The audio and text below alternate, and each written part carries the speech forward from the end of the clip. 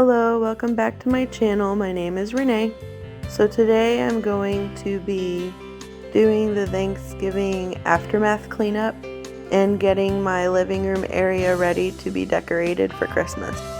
And then I'm going to decorate for Christmas. So make sure you stick around for that part. Okay, so first of all I want to apologize. In my last decluttering video, I was talking about doing a video of my Thanksgiving preparations. I do the entire dinner myself, and this year I had 12 dishes. I usually make the whole dinner myself anyway, even when it's just me and my husband, but this year I was hosting extra people, and so I wanted to make sure I had plenty of choices. Because to me, Thanksgiving dinner is a bigger meal than a regular meal. Anyway, so my menu was the turkey for the main course. Then I had stuffing, sweet potato casserole, green bean casserole, mashed potatoes with gravy, carrots, and rutabaga for the side dishes. And then I had a salted caramel apple pie, a pumpkin pie, and my mallow praline sweet potato pie, and then the pumpkin chocolate chip cookies. So for the most part, everything turned out okay. Oh, and I was also supposed to have an appetizer, which I did make, but I'll tell you about that in just a minute. So I guess you could say these were my fails this year. So the turkey, for some reason, got done an hour earlier than it was supposed to, and I have no idea why. I've done the recipe I used several times before, and I don't remember that ever happening. But it kind of messed me up a little bit because I have a schedule that I stick to, and with it being done early, it kind of threw me off a little bit. We ended up having to heat up the turkey in the microwave because it kind of got cold before we were able to eat. So that was frustrating. And then I had an appetizer planned so that in case there were extra time needed to finish everything up, we would have something to kind of munch on until the food was ready. So I make these bacon wrapped sausages that are flavored with brown sugar and apple pie spice, and I usually bake it in the oven. However, my oven was occupied with at least 4 other things, so I didn't have room in there for those too. So I had the bright idea to use my air fryer, and I have never had a fail with using the air fryer. Everything's always turned out really good. So I used that instead of the oven. Now, I think where I went wrong was I figured extra time for the preheating, and so I guess that caused it to cook a little longer than it needed to. So when I pulled it out, it actually looked burnt. I felt so embarrassed that it had burnt because I'm a very particular person, especially when it comes to food that I cook. And even more especially when I cook for other people. So I ended up not serving them. However, later on, after company had left, I decided to go ahead and try it anyway. The worst thing that could happen was it would just taste burnt. But that's how I found out that they actually tasted okay. I mean, they were a little charred, but they were still good. So I kind of felt bad that I didn't serve them at that point. But at the same time, maybe they wouldn't have liked it a little charred either, so whatever. The lesson I learned from that was to either not use the air fryer to make that particular thing, or to not take into consideration the extra time needed for preheating like I would normally do on other recipes for the air fryer. Because I have a feeling they would have been perfect if I hadn't cooked them that extra few minutes. So all of my regular side dishes turned out okay, except for the carrots. They were supposed to be soft enough to mash, and they were not soft enough in time. They weren't cooked, they were just cooked al dente, I guess you could call it. They weren't raw, they were cooked, but they weren't cooked to the consistency that I wanted them to be. In retrospect, I probably should have cooked it on high instead of low in the crock pot. I cooked my 3 vegetables, the potatoes, carrots, and rutabagas, in the crock pots. Now the rutabaga, that's something I would normally cook on the stove, boiling it and all that so I can mash it up. But I was trying to avoid having to put too many things on the stove unless necessary. So I cooked it in the crock pot. Well, I must have put too much water to begin with, because when they were supposed to be ready, it didn't even look like it had done anything. So then I dumped out a bunch of the water to make it cook better. I also wasn't sure if my guests even liked rutabaga, because that's pretty much something that is a family dish on my side of the family. And I've learned over the years that that's not something people normally have for Thanksgiving, or any time for that matter. But I really love rutabagas, and since I wasn't with my family, I wasn't going to have any of my mom's rutabagas, so I was going to cook them myself. Which I have done before, just not every year. And I had made it on the stove before, not the crock pot, so... Anyway, I was able to mash the rutabagas up later for myself, and they were so good. And because my husband refuses to try it for some reason, I got it all to myself. More for me. Anyway, so those were the only issues with the main food.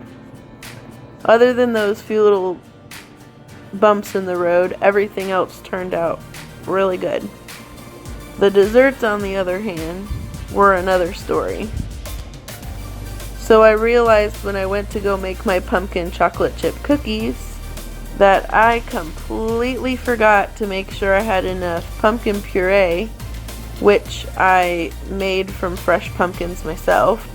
I forgot to make sure I had enough of that for being able to make my cookies. I ended up only making just enough to make my pumpkin pie, which for some reason, I have no idea why, did not taste as good as I expected it to. And then my mallow praline sweet potato pie didn't taste as good as it usually does either. So I was kind of disappointed in that. But I at least still had the salted caramel apple pie, which was completely delicious. This sounds like I really had a failure of a dinner on Thursday. But really, it wasn't as bad as it sounds. I think my anxiety is just a little higher, because this was the first time that I've really hosted anybody for Thanksgiving to talk about. Anyway, I got lots of leftovers, and I've been able to eat the leftovers the last few days. And there's still some left over, because I did make a lot. And I've really been the only one eating leftovers, just because of the way my husband's schedule goes. I also wanted to point out that I was able to do Thanksgiving dinner with all of these dishes without going over on my grocery budget that I would normally have. I had some left over from previous grocery budget money, so I was able to afford all of the ingredients I needed to make all of these dishes.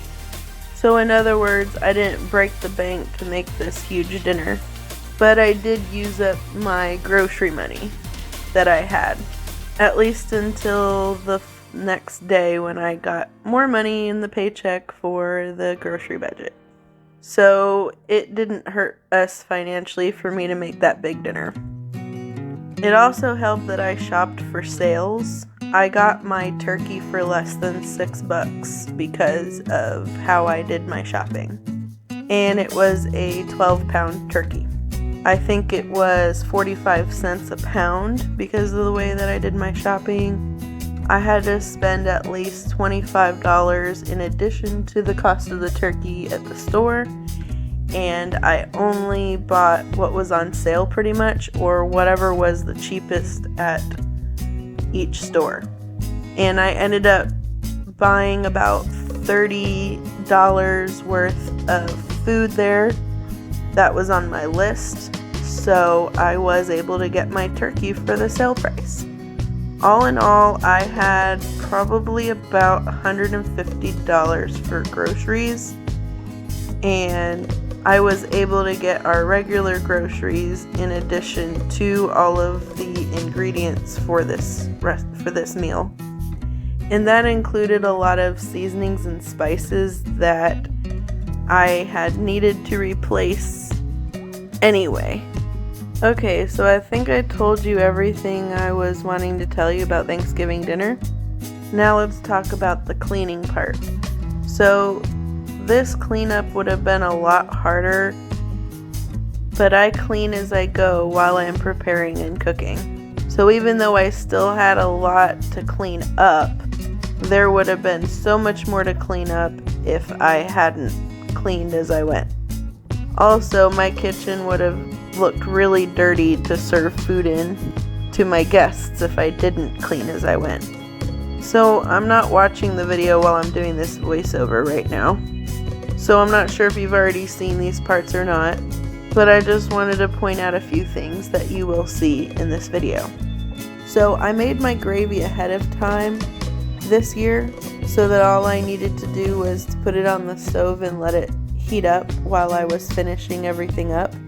So I did not use the turkey drippings, and that's why you'll see me kind of scraping out what was in the roasting pan that I would have probably used for gravy if I didn't make it ahead of time. So yes, I know I am throwing away all those drippings from the turkey, but those drippings also sat out a little bit before I got to it to clean it.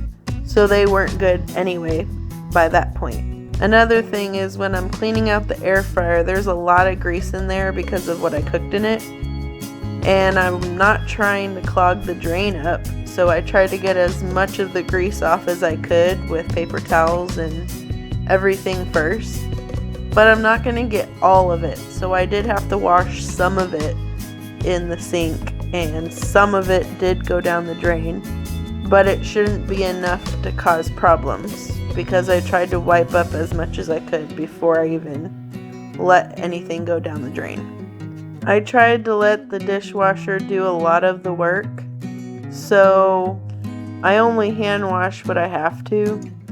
The only thing I really cleaned by hand that could have been in the dishwasher were the roasting ovens pieces, like the pan and the lid and the rack.